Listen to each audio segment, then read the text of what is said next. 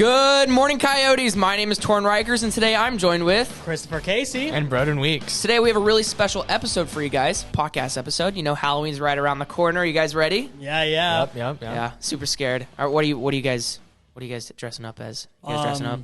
I don't know if I'm gonna be doing going out for actual Halloween, but when we film our episode, I'm gonna be a murderous monkey. A murderous monkey. Interesting. I'm gonna be this sort of like this clown. I don't even know how to explain it. It's not like a traditional clown, but it's really cool. We did It's like an e-boy clown kind of. yeah, we did some special effects makeup on my eye, so it made it look like my eye was like coming, like it was like ripping out. So that's that was cool. Yeah, that was cool. That's cool. Yeah. So what's this podcast today about? Like, what are we going to be talking about? Well, honestly, I think since in the spirit of Halloween, even though we already did a somewhat Halloween episode a little while back, I think we should do something about a traditional topic, ghost stories. Ghost stories? Yes. See, I don't have any traditional ghost stories. Well, do you have any experiences with ghosts in your household or anything like that? Not necessarily ghosts, but I do find my brother's pretty scary.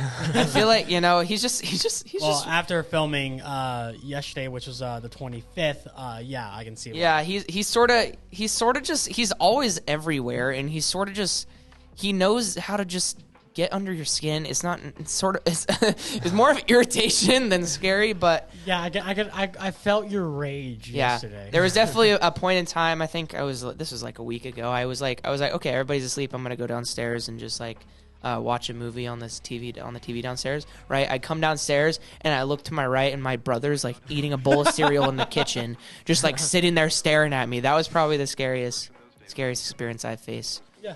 Chris, do you have any actual scary ghost stories? I think I do.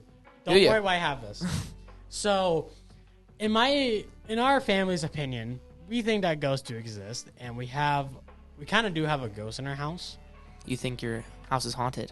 Yes, because my mom and brother have had the worst experiences where, let's see here, my mom has had laughing in her ear, people something poking her, and telling her to wake up sometimes. It's creepy. And then my brother's had, I think, way worse than my mom. I don't exactly remember his experiences, but I had one experience. I think it was with the ghost. I don't know what we're calling it. I think I'm gonna call it Brennan. Brennan the ghost. Okay. Yeah. We're just gonna keep that with the theme. Yeah, very much. My brother. Cool. Yeah.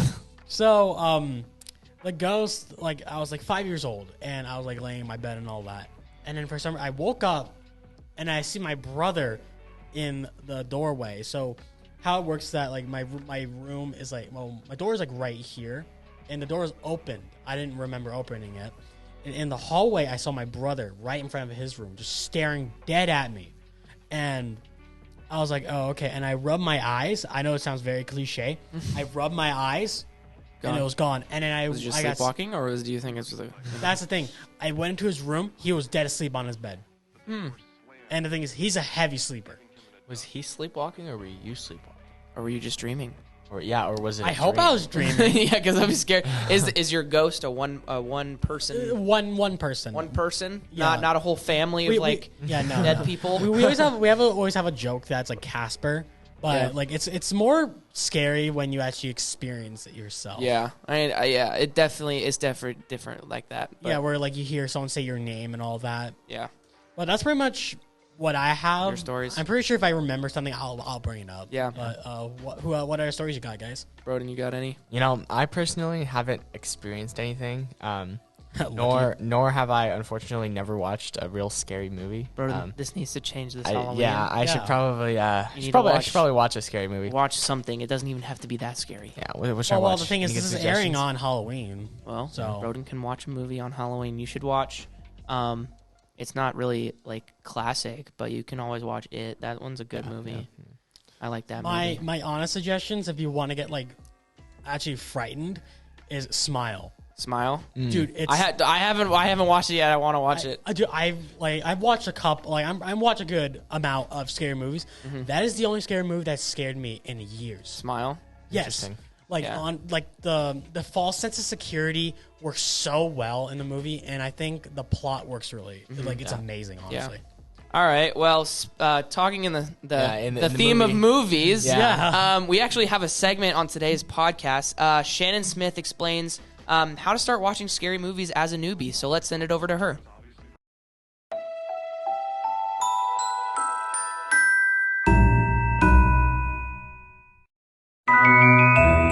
With spooky season rolling around, so does everyone's favorite Halloween activities such as trick-or-treating, pumpkin carving, and above all, horror movies.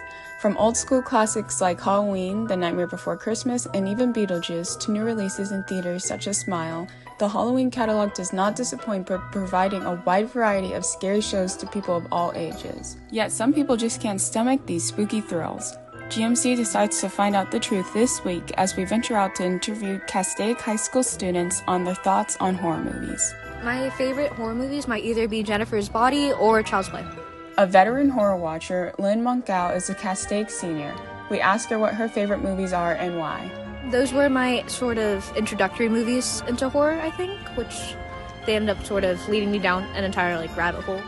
But what about those that don't know how to stomach such scary films for their first movies? So I actually just started getting into horror movies because my whole life I was terrified of them.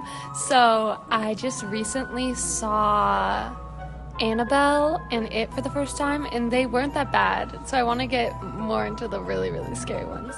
That was Grace Kelly, a Castaic High School senior in ASB, as she recounts experiencing her first horror films. I don't know, I guess I was just so scared when I was younger that it would actually happen, but it's kind of just fun to watch it and get a little spooked. It's a little adrenaline rush, so you just have to have that mindset and it'll be a great time. Next, we interview someone who's a little bit more experienced with horror films and how to start their first one for newbies. I guess just know what you want to watch and what your limits are. Like, for example, gore, blood, stuff like that. Just know what your limits are, and it should really help you out in figuring out what type of horror movies you're fine with and not fine with.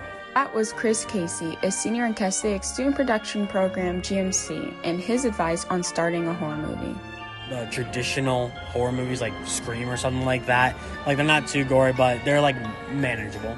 That was some pretty good advice from our students on how to stomach horror movies for you scaredy cats out there. Take advantage of the horror season and try some new scary or traditional titles.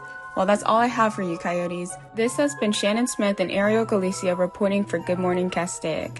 Happy Halloween! Thanks, Shannon, for that story about horror movies and how to get into them. I'm pretty sure Broden could definitely be needing those. Yeah, I'll definitely watch Broden will be needing those for sure. Well, yeah. I still can't believe you haven't watched a single scary movie. Those are probably my favorite. Yeah, I think. I mean, I don't know. Yeah, I think for me it's funny movies with Kevin Hart. Those are my favorite, and then it goes to scary movies. Yeah. I think something coming back to me about my ghost is Brandon. Ghost. Yeah. I think my brother's had experiences with the ghost as of the same thing as my mom, but to the point where he actually almost got harmed by the ghost once. Whoa. Did he wake up with scratches on his arms? He actually does. Oh. There has been a couple times where he's woken up with scratches on his arm, his back. That was the more creepy one. That's not good. Yeah. I saw it once and I was honestly frightened because obviously my dog doesn't scratch. He's literally the most laziest dog you can ever see. Yeah. And honestly, we don't have a cat. So that leaves it up to what happened. Yeah. Yeah.